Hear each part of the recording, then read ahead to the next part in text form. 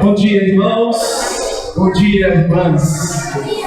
Graça e paz do Senhor Jesus. Amanhã diferente como nenhuma outra, se nós sabemos por que é que nós estamos aqui. Que o Senhor Jesus abençoe sua vida nessa manhã especial de culto ao Senhor Deus. Eu convido você a pegar a sua Bíblia agora e abrir comigo no Evangelho de João, no capítulo 10. Convido você a ficar de pé no seu lugar para nós fazermos essa leitura.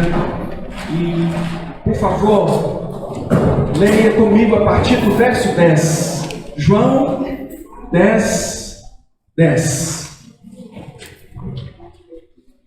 Palavras do Senhor Jesus. O ladrão vem somente para roubar, matar e destruir.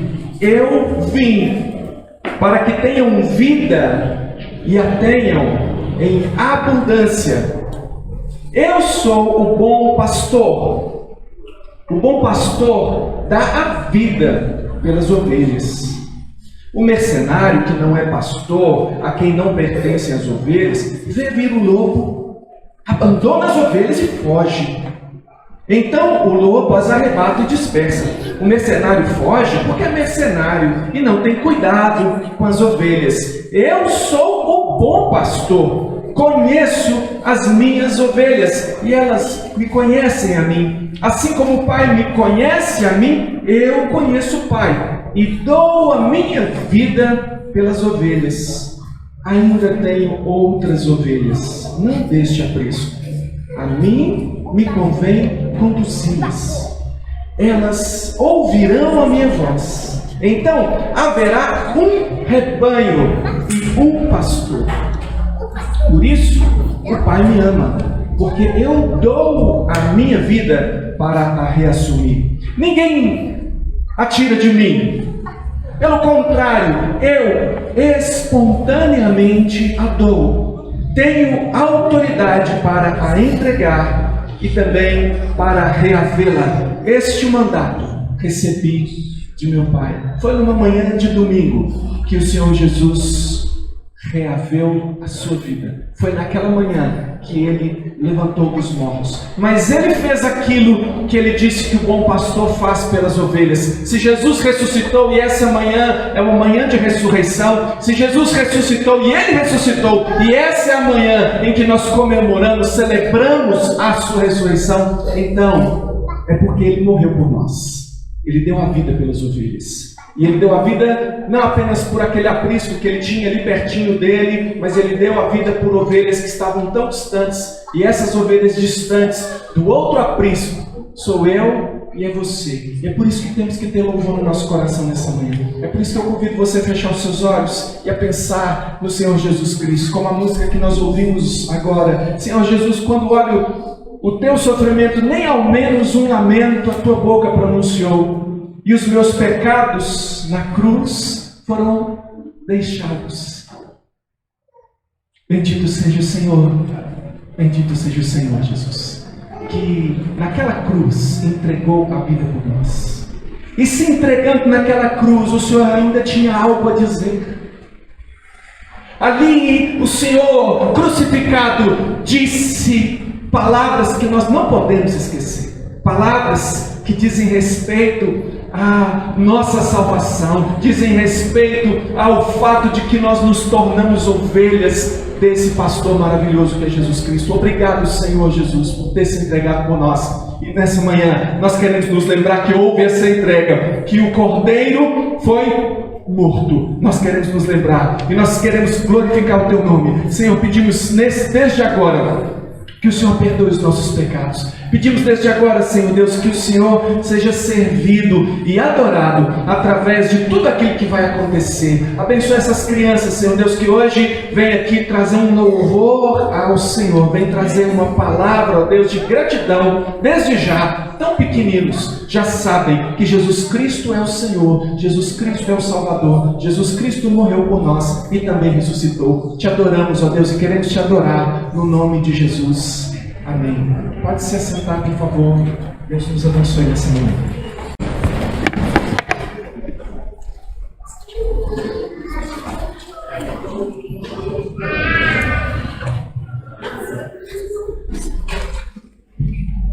Bom dia, irmãos, a paz do Senhor. As últimas palavras ditas por alguém prestes a morrer é algo que fascina as pessoas desde sempre. Talvez seja porque queiram saber o motivo que a inspirou a vida daquela pessoa até sua morte. Frases de figuras históricas como Getúlio Vargas, que deixou escrito numa carta: "Saio da vida para entrar na história", ou de Maria Antonieta, que se fez uma súplica antes da sua execução: "Senhor, eu imploro seu perdão. Eu não quis dizer isso", estão até hoje marcadas em memória da sociedade. Essas palavras são registradas por seguidores fiéis, anotadas e preservadas por historiadores e discutidas pela posteridade. Quando o Senhor Jesus se entregou-se para pagar o preço dos nossos pecados, ele foi humilhado, julgado, torturado e finalmente crucificado. Quando, mesmo padecendo todo o sofrimento da cruz, ele proferiu 7 palavras que são conhecidas, 7 palavras da cruz de Cristo, que foram as suas palavras finais e que são de grande preciosidade e edificação para todos os cristãos, pois nos revelam todo o seu amor, abnegação, soberania e consumação de sua obra redentora.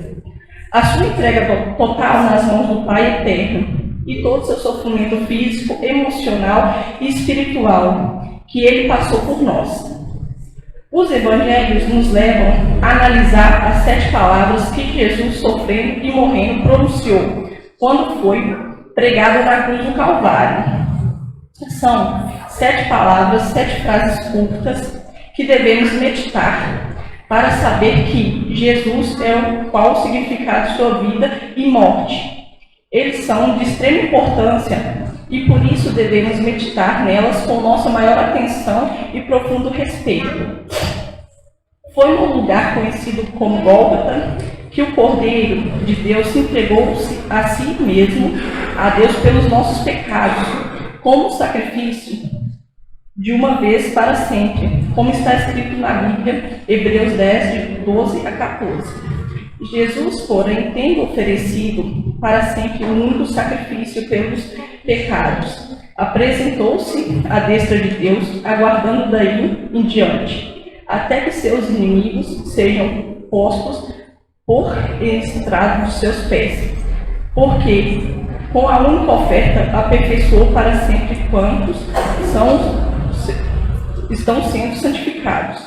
Durante 6 horas, pendurado numa cruz, ele pronunciou as 7 frases que possuem um significado profundo para nós. Vamos conhecer quais foram essas palavras. O que será que Jesus disse quando a palavra, pelo momento mais difícil da sua vida?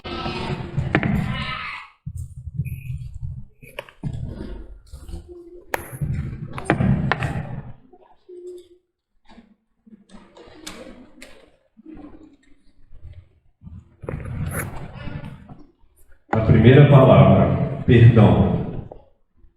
Essas palavras, Pai, perdoa-os, porque não sabem o que fazem. Lucas 23, 24. Essas palavras são uma intercessão.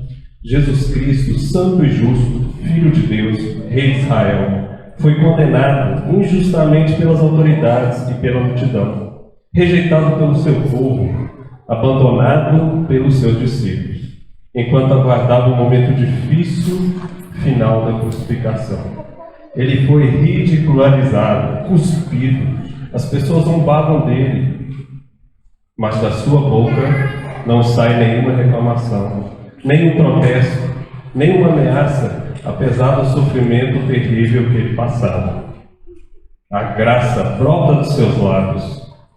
O Salvador busca o perdão do seu Pai em favor do povo responsável e de todos os homens que mereciam julgamento imediato por terem tratado daquele modo o Filho de Deus.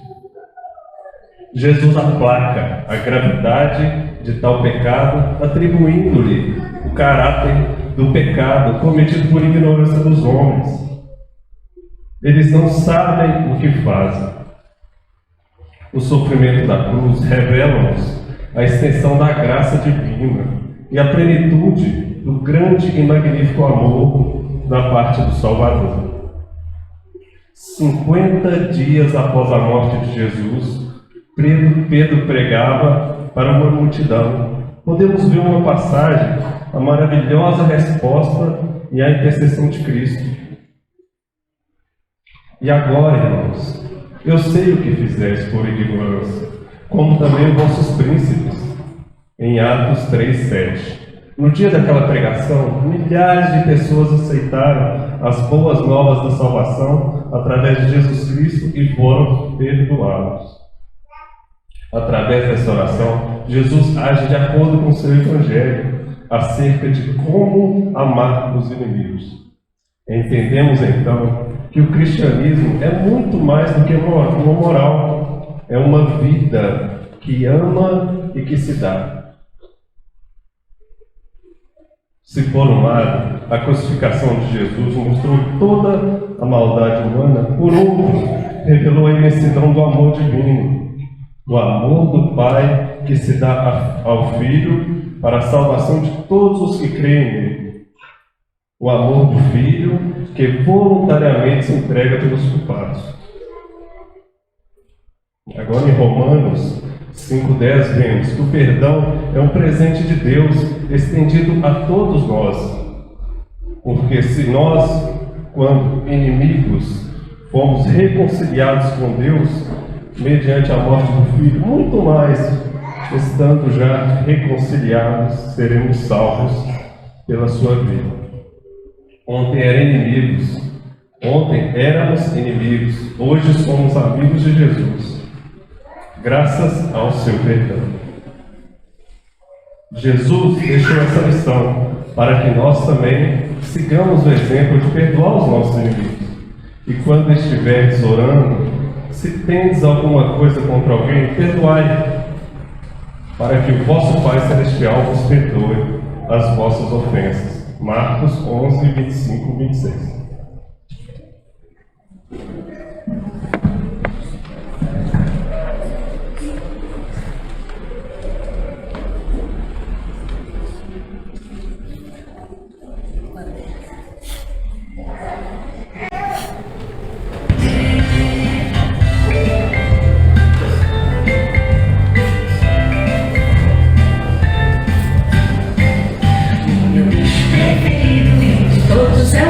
Eu vou dizer porquê. O meu bicho preferido entre todos é o rodeio. Vou dizer porquê. Ele é manso, tão fofinho, ele é puro, tão mansinho, mesmo se alguém nele bater. E a Bíblia conta que Jesus é como um cordeiro. Quer saber porquê? A Bíblia conta que Jesus é como um cordeiro. Vou dizer porquê. A Bíblia conta que Jesus é como um cordeiro. Vou dizer porquê. Ele é bom sem nada errado, ele é puro e tão manso, na cruz não reclamou. Ele não era o culpado, mas morreu por meu pecado e da eternidade.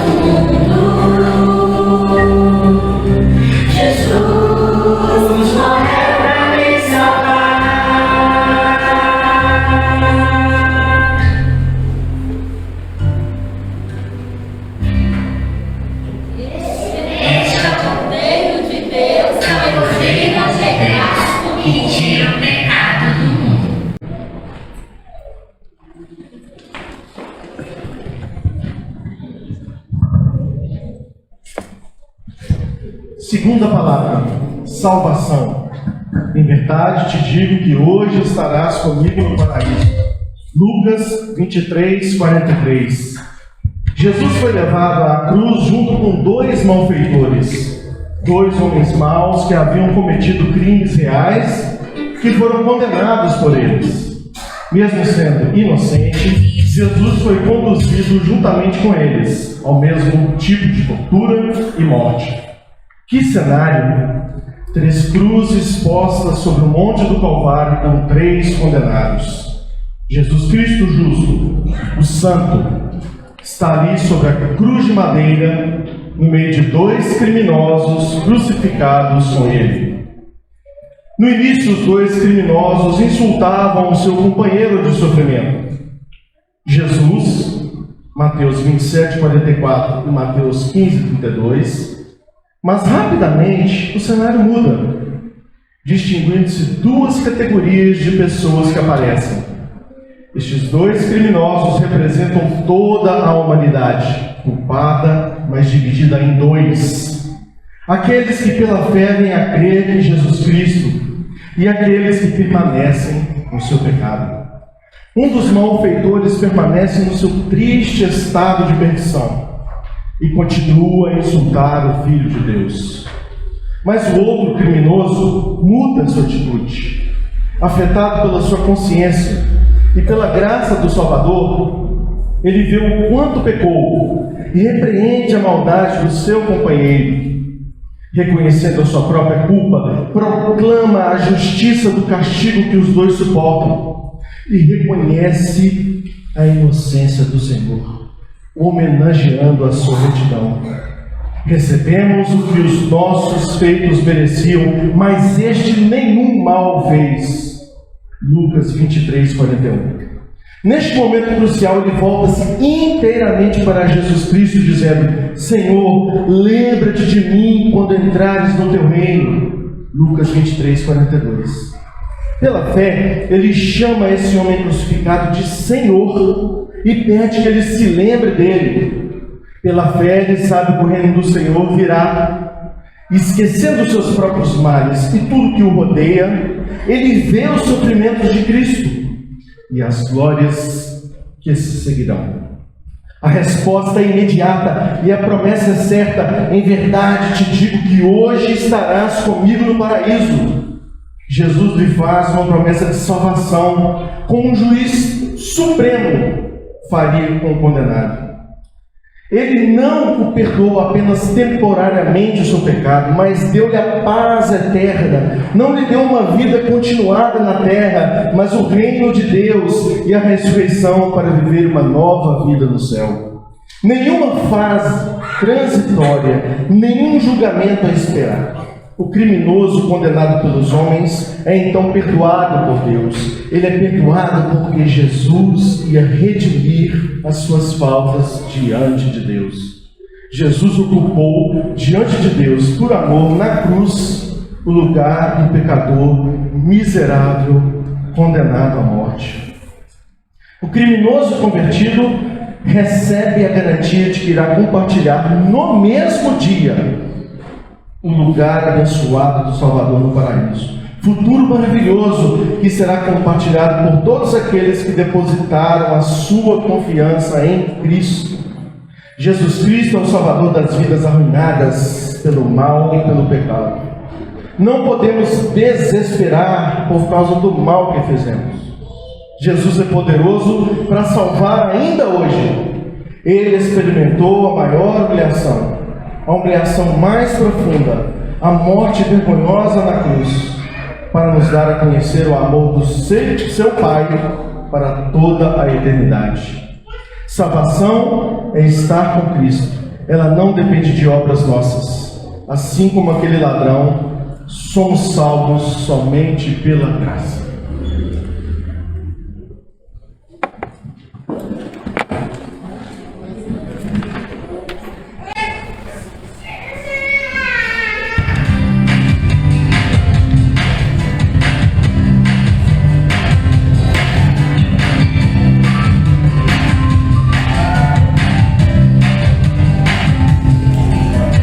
Quando Jesus Cristo deu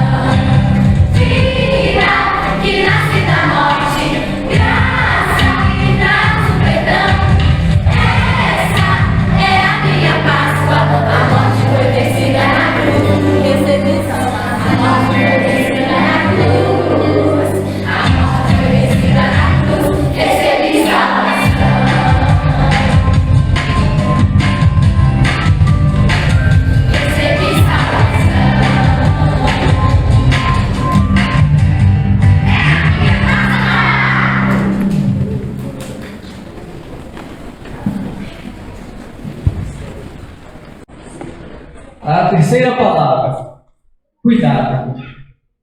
Mulher, eis aí o teu filho, e filho, eis aí a tua mãe. João 19, 26 e 27. Na sua primeira palavra na cruz, Jesus pede o perdão para aqueles que o crucificaram. Na segunda, ele transforma, por sua graça, um criminoso num dos seus companheiros no céu. Na terceira, ele confia carinhosamente a sua mãe aos cuidados do seu discípulo João. Como não ser tocado pelo cuidado e carinho de Jesus? Apesar do seu crescente sofrimento, mostrou a sua mãe a delicadeza, apesar do ódio ao seu redor. Mas também que dignidade, pois Jesus continua o Senhor de sua mãe, assim como do seu discípulo. Apesar de Jesus estar em sofrimento e para morrer, ele não depende da bondade da sua família. Pelo contrário, trata-se de um filho amoroso que tem em conta as necessidades futuras da sua mãe. Jesus falou estas palavras antes das 3 horas de trevas e de abandono por parte de Deus. Mesmo os laços mais legítimos na terra, como a ligação de um filho com a mãe, seriam quebrados. Era necessário que Jesus estivesse sozinho no lugar onde Deus julgaria o pecado do mundo. E na companhia dos discípulos de Jesus que Maria encontrará um doce consolo. Depois de tantas dores que lhe haviam sido premeditadas no texto de Lucas, capítulo 2, verso 35. Também, uma espada traspassará a tua própria alma, para que se manifestem os pensamentos de muitos corações. Depois de Jesus ressuscitar e ser elevado ao céu, nós a vemos como uma crente que, juntamente com os apóstolos, perseverava em oração e súplicas pela vinda do Espírito Santo. Todos estes perseveravam unânimes em oração, com as mulheres, com Maria, mãe de Jesus, e com os irmãos dele. Atos 1,14. Esta palavra estabelece um vínculo divino entre Maria, a mãe de Jesus, e o seu discípulo amado. É também a expressão do elo doce e poderoso que une todos os redimidos do Senhor. Um amor no Espírito, do qual encontramos belas ilustrações no Novo Testamento. Um elo espiritual e inalterável. Os crentes formam uma família, um novo povo. Esta é a terceira palavra de Jesus na cruz e salienta o amor, a fidelidade e a ternura de Jesus. É também a palavra do Salvador que dará a vida por aqueles que acreditam nele.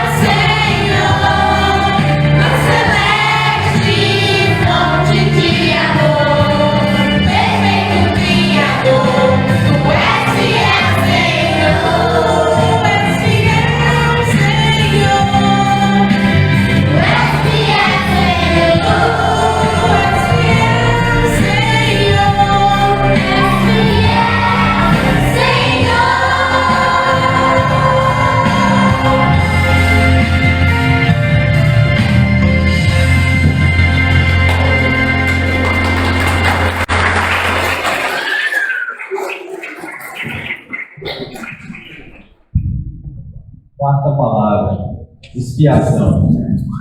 Deus meu, por que me desamparastes? Marcos 15, 34. Não podemos abordar essa quarta palavra de Jesus crucificado sem que haja um profundo respeito.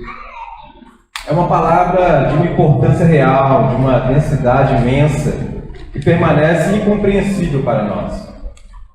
Em Hebreus 7, 26 diz: com efeito, nos convia um sumo sacerdote, como este, santo, inculpável, sem mácula, separado dos pecadores, e feito mais alto do que os céus. Porque Jesus Cristo, o Filho de Deus, sendo santo, inocente, imaculado, separado dos pecadores, que não cometeu pecado e em quem não há pecado, sofre e é abandonado por Deus. Desde o meio-dia, é noite em Jerusalém. A escuridão sobrenatural cobriu o país. Os homens pararam de zombar e de proferir insultos e são postos de lado. Deus afasta o seu Filho do olhar dos homens. Ninguém poderá jamais entrar na aflição de Jesus durante essas 3 horas de trevas. Cristo sofreu sob a mão de Deus por causa dos nossos pecados. Embora o próprio Senhor Jesus não fosse culpado do pecado, Ele carregou os nossos pecados sobre Ele. Ele assumiu voluntariamente os nossos erros e concordou em sofrer o castigo que nós merecíamos. Por amor, Ele identificou-se conosco, enquanto pecadores. Sem essas horas de expiação, ninguém poderia ser salvo. Aquele que não conheceu o pecado, Ele o fez pecado por nós, para que nele fôssemos feitos justiça de Deus, segundo Coríntios 5, 21. Cristo nos resgatou da maldição da lei, fazendo-se Ele próprio maldição em nosso lugar, porque está escrito: maldito todo aquele que for pendurado em madeiro. Gálatas 3,13. E assim como foi profeticamente anunciado no livro de Salmos: Deus meu, por que me desamparaste? Porque se acham longe de minha salvação as palavras de meu bramido. Salmo 22:1. Ele está na cruz sem resposta, sem descanso e sem amparo, preso a todas as dores. Este é o tema de adoração eterna para todos os crentes. Foi por mim, foi por você, que Ele foi abandonado por Deus na cruz. Ele sofre a eternidade do nosso castigo, sob o peso esmagador dos nossos pecados. Um julgamento que é proporcional à santidade inflexível de Deus, que teve de punir o pecado. Na cruz, Deus deu a medida completa do que Ele é: perfeita justiça contra o pecado, perfeito amor para com o pecador.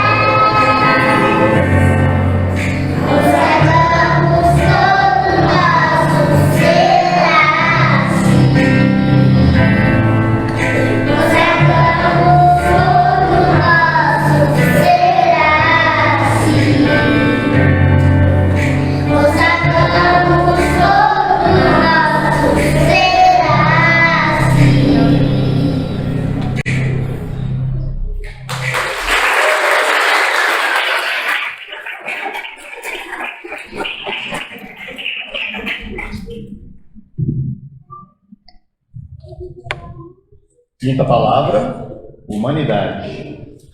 Depois, sabendo Jesus que já todas as coisas estavam terminadas para que a Escritura se cumprisse, disse: tenho sede. João 19, 28. Jesus manifestou aqui uma única vez a sua sede. Podemos imaginar de modo muito limitado o sofrimento que ele passou. E ele passou por tudo isso calado, sem nada pedir, exceto por essa vez em que manifestou a sua sede. Ele foi oprimido e afligido, mas não abriu sua boca. Como o cordeiro foi levado ao matadouro, e como a ovelha muda perante os seus tosqueadores, assim ele não abriu sua boca. Isaías 53, 7. E aqui no único momento em que ele expressou sua sede, ao invés de água, lhe deram vinagre para beber. As suas feridas, a sua luta, fazem com que ele sofra de uma sede incandescente. Mas não é por isso que ele diz: tenho sede. Porque na cruz, como em toda a sua vida, Jesus sempre fez a vontade de Deus. Apesar do intenso sofrimento, está escrito: tenho sede, porque as Sagradas Escrituras anunciaram isso com antecedência. Na minha mente, me deram a beber vinagre, nos Salmos 69, 21. E ele teve que cumprir essa escritura. Como gostaríamos de estar ali para dar-lhe água e ajudar a amenizar o seu sofrimento, mas deram-lhe o vinagre, que é amargo, azedo e não sacia a sede de ninguém. Lembre-se sempre disso.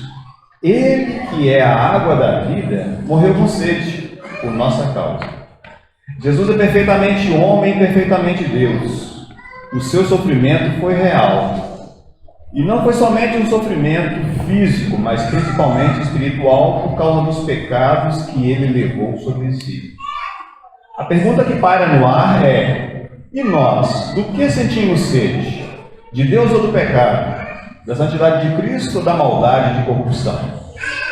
Ou ainda podemos perguntar: o que pode saciar a nossa sede? Onde temos buscado saciar a nossa sede?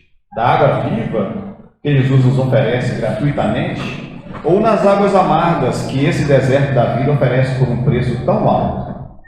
Jesus pagou esse preço altíssimo para salvar a nossa vida, e o mundo cobra o mesmo preço por uma vida de pecados, pois o salário do pecado é a morte. Jesus disse: bem-aventurados que têm fome e sede de justiça, porque serão fartos. Mateus 5,6. Ele padeceu tudo isso em nosso lugar, somente para nos salvar, porque nos amou. Podemos pensar mais ainda no significado espiritual dessa palavra. Finalizada a sua obra, Jesus olha para a frente. A sua sede evoca um intenso desejo pela alegria da presença de Deus. Ó Deus, Tu és meu Deus forte, eu te busco ansiosamente. A minha alma tem sede de Ti, o meu corpo Te almeja, como a terra árida, exausta, sem água. Salmo 63:1. A sua sede é um sinal da iminência do reino, onde ele experimentará a plena comunhão de seu Pai e dos seus. Ele disse: tenho sede, para tornar-se para todos aqueles que confiam nele a fonte de água viva. Ele prepara a água viva da salvação, que será dada ao mundo. O Senhor glorificado sacia agora os seus. Ele é a rocha batida da qual brota a água espiritual de que precisamos todos os dias enquanto atravessamos o deserto desse mundo. Somente Ele possui e dá a água da vida, que tira a sede para sempre. Aquele, porém, que beber da água que eu lhe der, nunca mais terá sede. Pelo contrário, a água que eu lhe der será nele uma fonte a jorrar para a vida eterna. João 4,14. A sua voz vitoriosa fala-nos do alto do céu, no final das Sagradas Escrituras, Apocalipse 21 e 22. A quem quer que tiver sede, de graça lhe darei da fonte da água da vida. E quem tem sede, venha, quem quiser, tome da água da fonte da vida.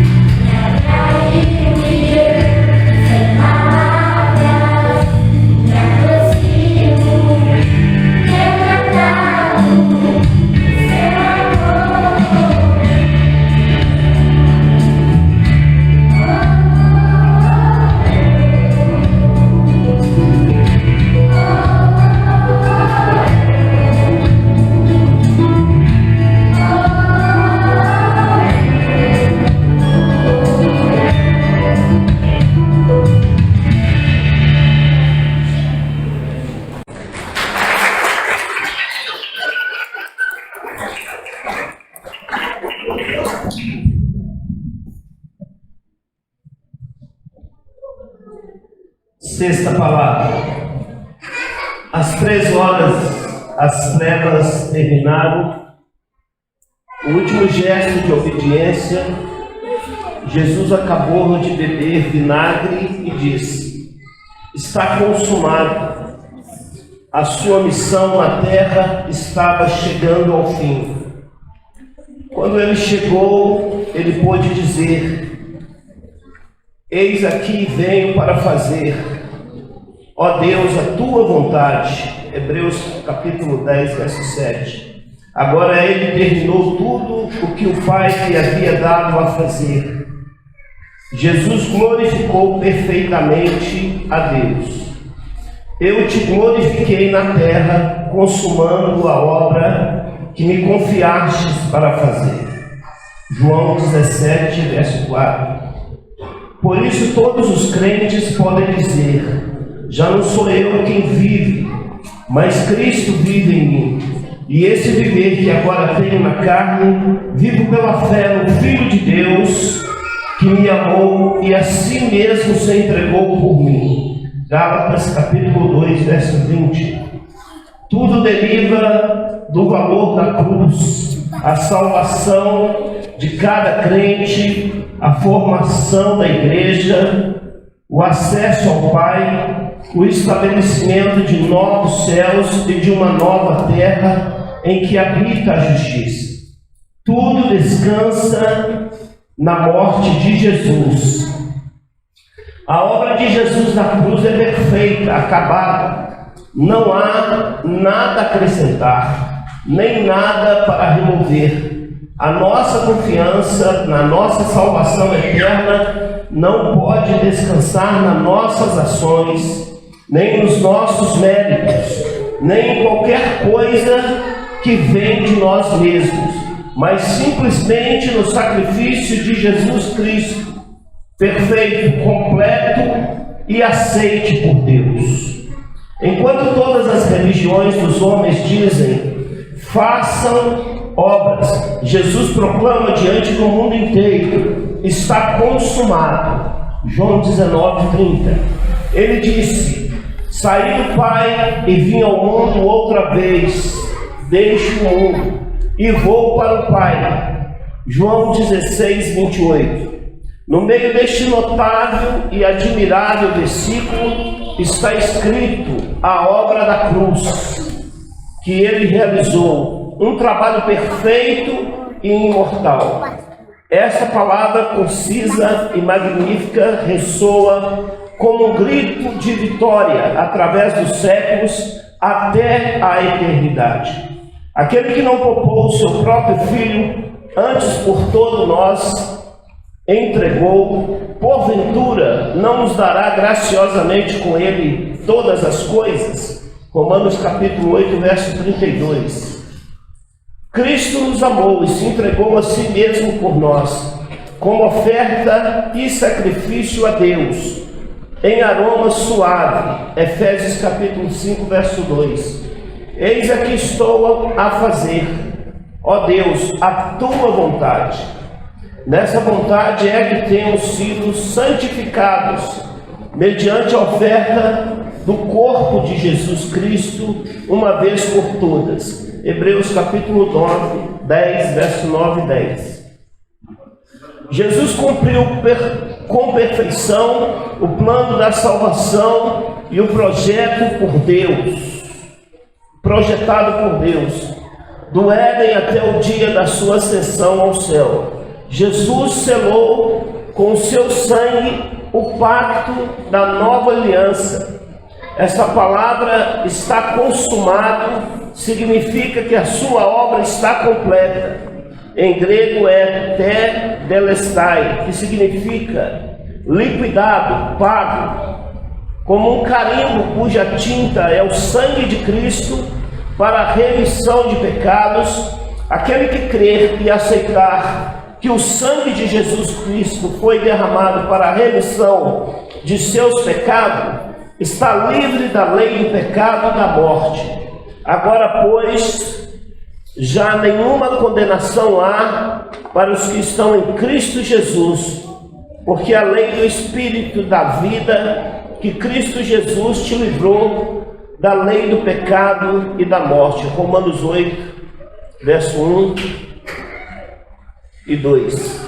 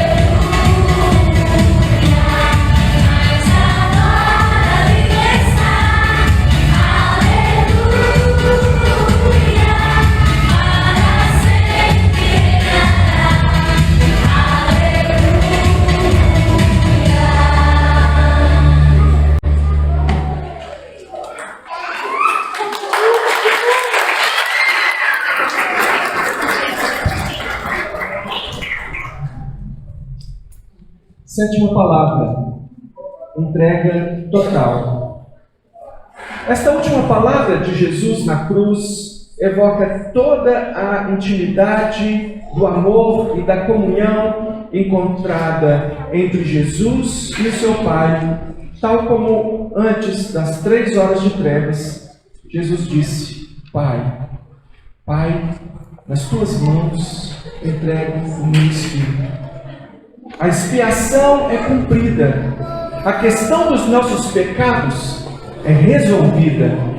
Em perfeita paz, em plena consciência, Ele deixará então a sua vida, dará a sua vida. Tendo baixado a cabeça, Ele entrega o seu espírito de volta ao Pai. Este é o ato final do seu sacrifício voluntário. Ele próprio separou o espírito do seu corpo e o entregou a Deus, seu Pai. Ele deu um brado em alta voz, citando, e constatou-se sua morte física. A salvação é de graça, mas custou alto preço. O Cordeiro Imaculado foi sacrificado por nós na cruz. Jesus não foi assassinado, ele morreu voluntariamente. E o que o matou não foram os cravos e espinhos, e sim os pecados da humanidade que pesaram sobre ele. Muitas vezes o Novo Testamento nos diz que Jesus se entregou a si mesmo. Todas as expressões encontradas na Bíblia fazem brilhar a grandeza e o amor daquele que deu a sua vida. Ninguém tinha o poder de tirar dele, mas ele ofereceu-a para que pudéssemos receber uma nova vida espiritual confiando nele. Por isso, o Pai me ama, porque eu dou a minha vida para reassumir. Ninguém a tira de mim, pelo contrário, eu espontaneamente a dou. Tenho autoridade para entregar e também para reavê-la. Este mandato recebi de meu Pai. João 10, 17, 18. Jesus enfrenta a morte pacificamente, como um conquistador, sabendo que Deus ressuscitaria o seu corpo. Porque não deixarás a minha alma na morte, nem permitirás que o teu santo veja corrupção. Atos 2, 27. Ele destruiu, por sua morte, o poder do diabo que nos assustava, para que por sua morte destruísse aquele que tem o poder da morte, a saber, o diabo, e livrasse todos que, pelo pavor da morte, estavam sujeitos à escravidão por toda a vida. Hebreus 2, 14, 15. Quando Jesus entregou o seu Espírito nas mãos do Pai, ele sabia que o Pai cuidaria perfeitamente dele. Que segurança tem o crente, pois estamos seguros e entregues nas mãos do nosso Pai eterno. Que diferença entre a morte daquele que tem convicção de sua salvação eterna, daquele que não sabe para onde vai e que vive debaixo do estigma da morte eterna no inferno. Jesus morreu para livrar você do poder da morte. Sua entrega foi perfeita, completa e suficiente para a nossa salvação. E você? O que gostaria de entregar para Deus hoje? Uma sugestão. Renda. Se renda a esse amor. Entregue-se àquele que se entregou por você. Abra o seu coração para que Jesus entre em sua vida e você seja transformado por este amor.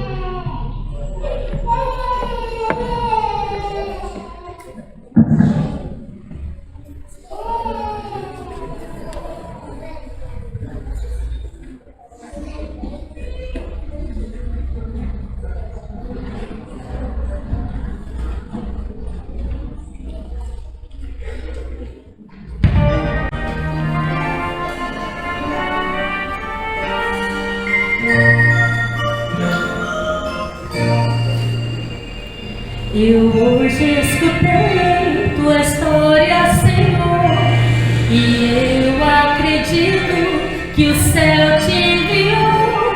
Você foi criança também e sabe o que eu sinto e o que é pro meu bem.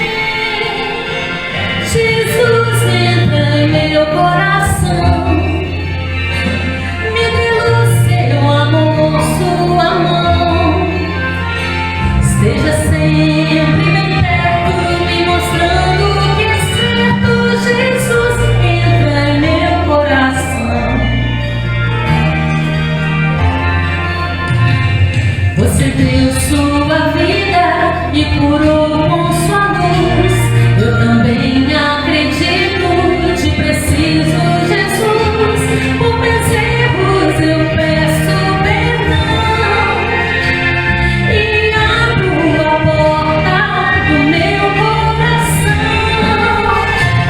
Jesus entra em meu coração, me dê o seu amor, sua mão. Esteja sempre bem perto, me mostrando que é certo. Jesus entra em meu coração. Jesus entra em meu coração, me dê o seu amor, sua mão. Eu sei que haverá um céu a me esperar. Jesus entra em meu coração. Esteja sempre bem perto, me mostrando que é certo. Jesus entra em meu coração.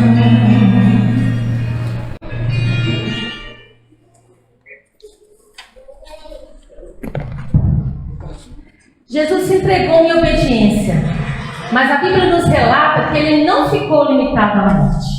Ele precisava vencer a morte. Ela era o último inimigo a ser vencido. Ora, o último inimigo que há de ser aniquilado é a morte. 1 Coríntios 15, 26.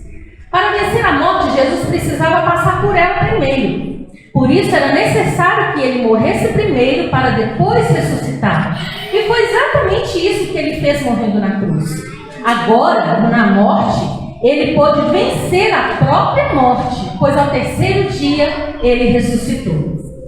Tragada foi a morte pela vitória. Onde está a morte, a tua vitória? Onde está a morte, o teu aguilhão? Ora, o aguilhão da morte é o pecado, e a força do pecado é a lei. Mas graças a Deus que nos dá a vitória por nosso Senhor Jesus Cristo. Portanto, meus amados irmãos, sede firmes e constantes, sempre abundantes na obra do Senhor, sabendo que no Senhor a vossa obra não é vã. 1 Coríntios 15, 54 a 58.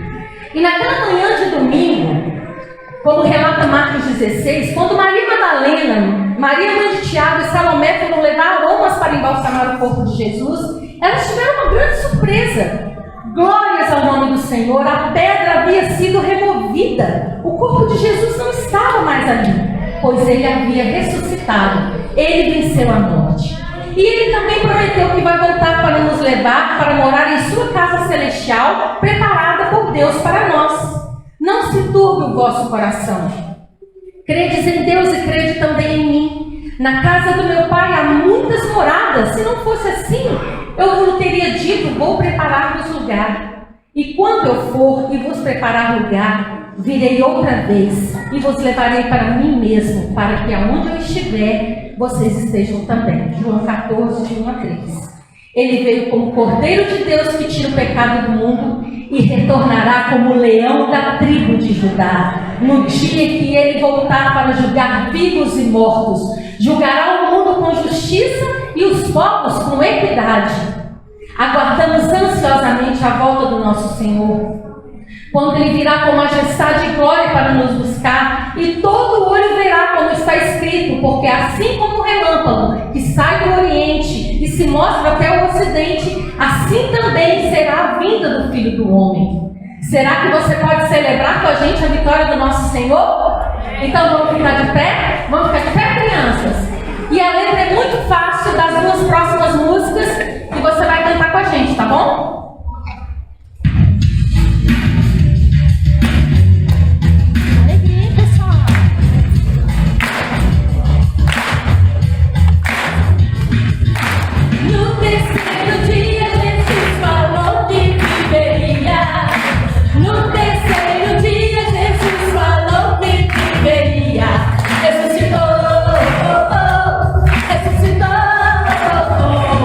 Ressuscitou,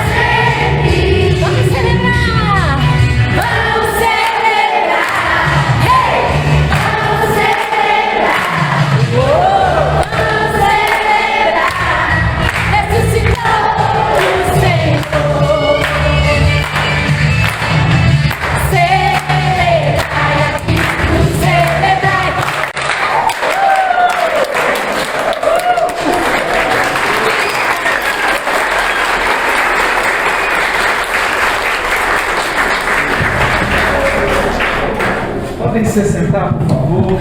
Pedir os presbíteros a vir aqui agora. Nós estamos juntos aqui na mesa do Senhor, ceia.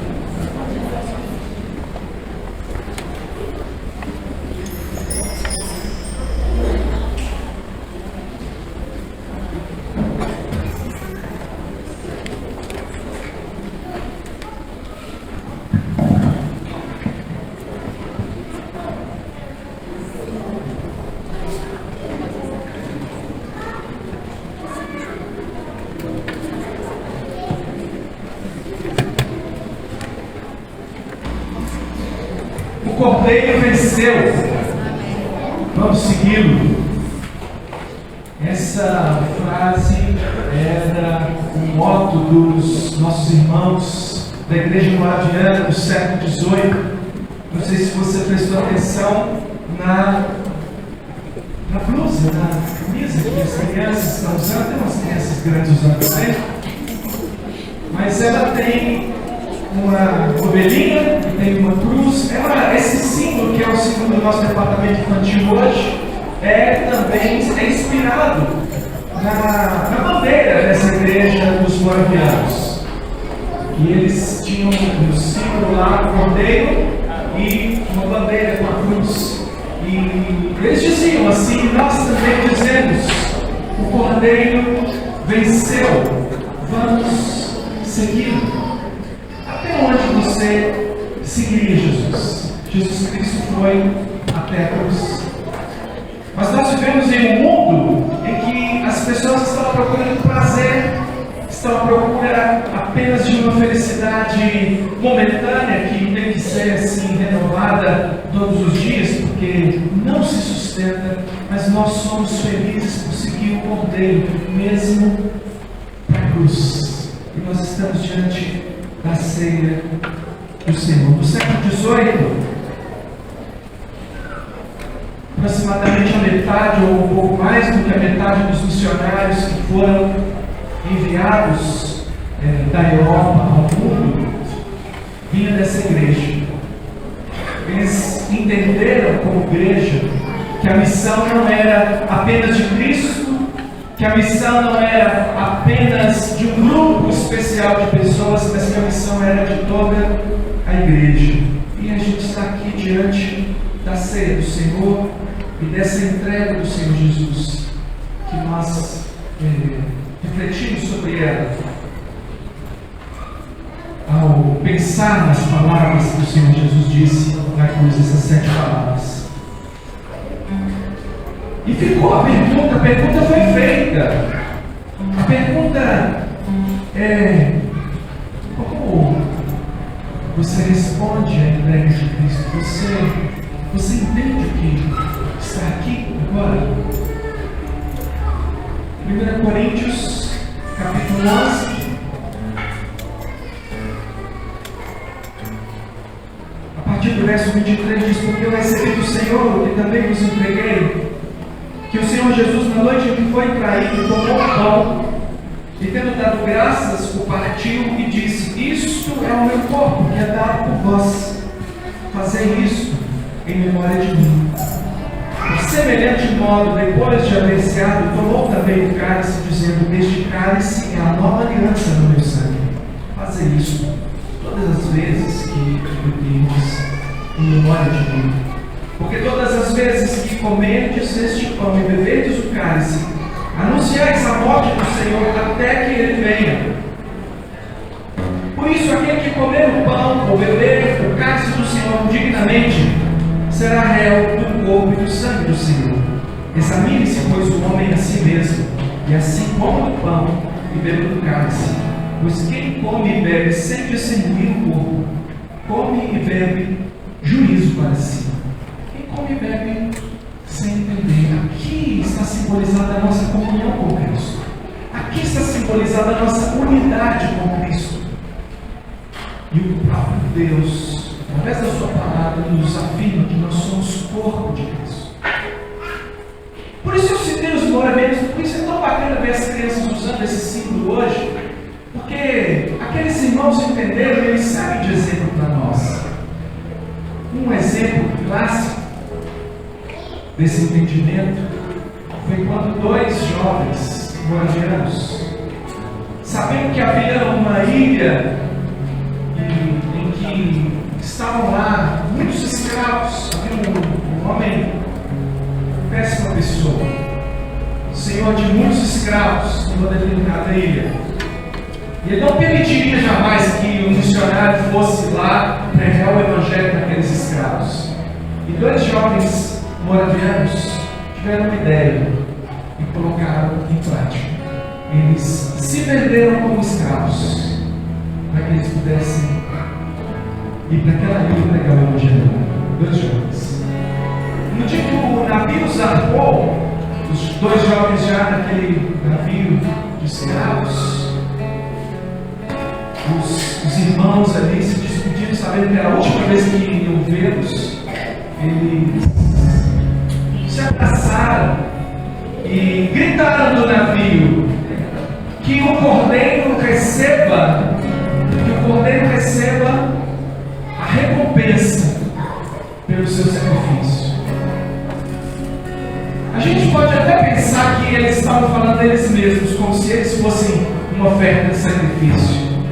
Mas a recompensa, irmãos, a recompensa são as pessoas, eram aquelas pessoas que seriam salvas pela pregação daqueles homens que não faziam caso da própria vida.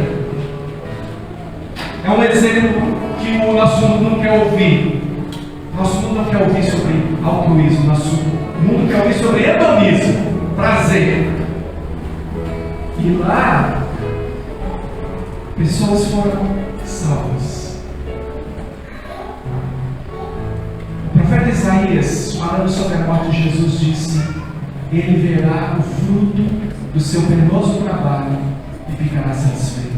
Eu e você, que somos crentes em Jesus Cristo, que somos batizados, que temos um compromisso com Ele, temos um compromisso com essa mesa, não apenas um compromisso de comer e beber, mas um compromisso de entender o que está posto aqui.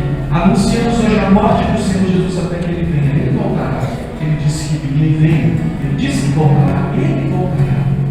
E eu convido você que é crente em Jesus, batizado pela igreja evangélica, está em comunhão com a sua igreja, a ficar de pé nesse momento e aguardar que os presbíteros levem a vocês o pão e o cálice. Você vai receber, esperar para que todos recebam, participaremos juntos do que nós entendemos. É o corpo e o sangue do Senhor Jesus.